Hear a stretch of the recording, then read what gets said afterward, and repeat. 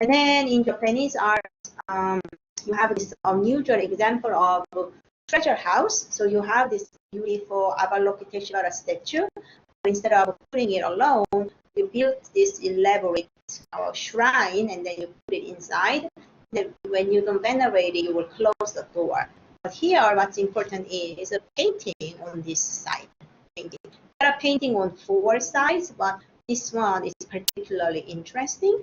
This one shows hungry tigress Jataka. So it's one of previous lives of Shakyamuni. Shakyamuni had about 500 previous lives. So in one of them, he was living as a prince of a country. So he went to forest to do hunting. He heard a howling sound. So he quickly went to the cliff and saw who's crying. That was hungry mother tiger, very, very thin, with 3 cubs. Do you see like 3 little baby tigers? And then very, very thin mother tiger. They were on the verge of dying. So somehow, babies fell down, right, to the cliff, and then the mother jumped down together. So mother helped them to climb up, but it was no pain. And then mother was giving them milk, and then they all got very, very thin, many, many days of suffering.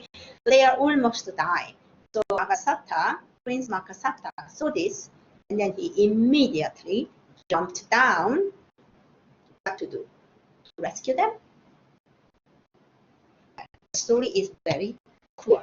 So he jumped down quickly to make sure that he's dead, and then he was eaten by mother tiger. The mother tiger gained some nutrition and energy. And what will happen? Mother tiger can help these little babies. So this is very troublesome, isn't it? Like in your own understanding of humanity, humans don't make a sacrifice in order to save animals. So this is again very strange story even for people in East Asia. But on the other hand, it really, really captures the essence of a Buddhist lesson. Buddhism includes not only human beings, but all creatures in the universe.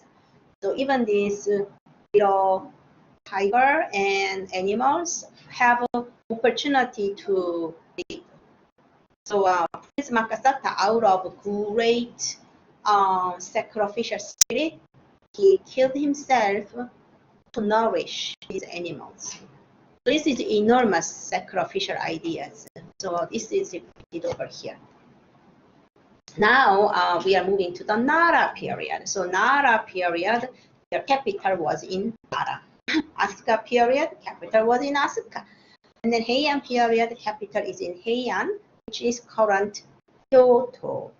So Nara, the most important monument is Bodaiji Temple that you see over here. There is a cluster Buddha inside, but the current building that you are looking was rebuilt in the Edo period. So we don't study architecture as an example of Nara. But there is a little treasury warehouse called the Shoso-in, with number 8, away from this stand, the great Buddha hall. So that is authentic Nara period building. So I'm going to explain a little bit of Nara period building. So Emperor Shomu made Buddhism as the national religion, and then he was a great patron of it. So he organized effort to build the colossal Buddha. But the current one again is heavily remodeled during the Kamakura and Edo period. So Shoso-in Treasury is a small warehouse. That's the structure of raised platform, and then you have a warehouse made of wood, and then this particular room was created. Where was it? Didn't I write down? Emperor Shomu died 752 or so, and all of his diplomatic gifts are kept here. And then the Shoso-in Treasury was never opened until the early 20th century. So all these objects are dated to middle of the 8th century, and then it shows again the trade along the Silk Road. exotic objects. Some of them were made in Japan, but some of them were definitely made by Persians or other countries. So this one shows an example of this musical instrument, a lute played by the musician. So you need a little tool to play it. So I'm going to stop sharing back to here, and then I'm going to show you the next slide of Nara and Heian period.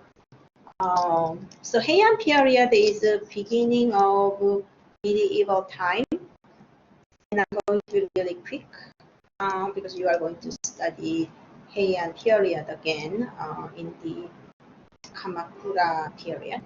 So let's see, we have only 10 slides. So I'm only introducing this medium called emaki. So emaki means painted hand scroll.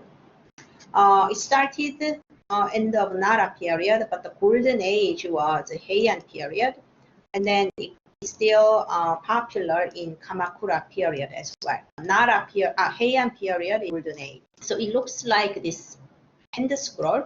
In Japan, you start reading from the right, then you read to the left, and then as you read, you will scroll it, and then you open it, then roll a little bit more, and then unroll on this side. So I just like imagine that you are reading from your tower, the size.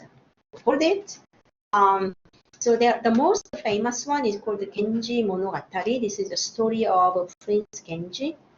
And then there are other moral stories of hells, or animal stories, or sometimes generals, military adventure. So these are stories of hell. Usually you can have text here and painting here. Or sometimes you have one scroll totally painting, another scroll just the text only. But this one, Jigoku Joshi of Story of Hells, are one by one. Story, accompanying the painting. So this one shows 9 different types of hells that you would suffer if you don't give alms or charities to Buddhist temples and monks.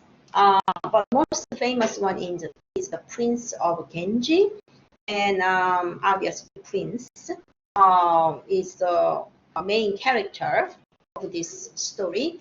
And this was composed by Lady Murasaki, who was a court lady in the end of the beginning of the 11th century. So in the story, this Prince Genji is such a noble and beautiful young man, but he has a lot of griefs in his life because his mother died shortly after he was born, and then with political reasons, he has a father, who's emperor, but cannot really succeed the throne.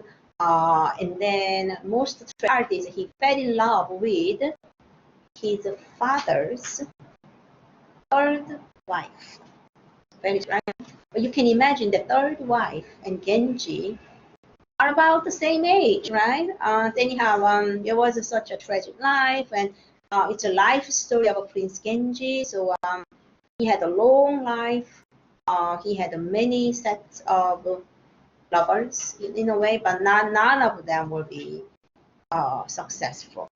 So usually they show this interior of the courtroom, and then people are always listening. There is no like a private time alone themselves, and so forth. So these are painted on paper, but these are many layers of elaborate painting.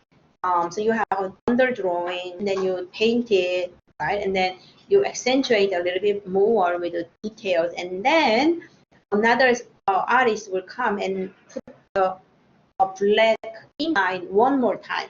Otherwise, things are not so clear, so they will put the outline one more time. So it's many layers of practice.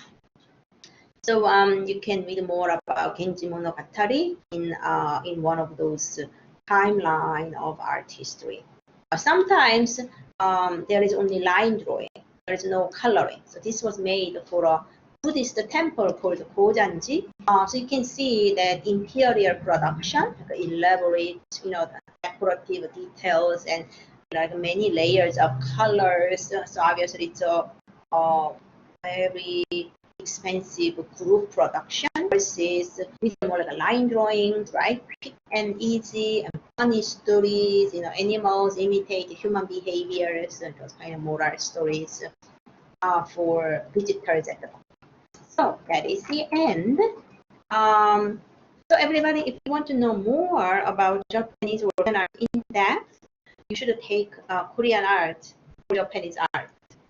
This East Asian art class is somehow designed to have first half Chinese art, second half Korean and Japanese art, so that you don't have enough time to go into detail.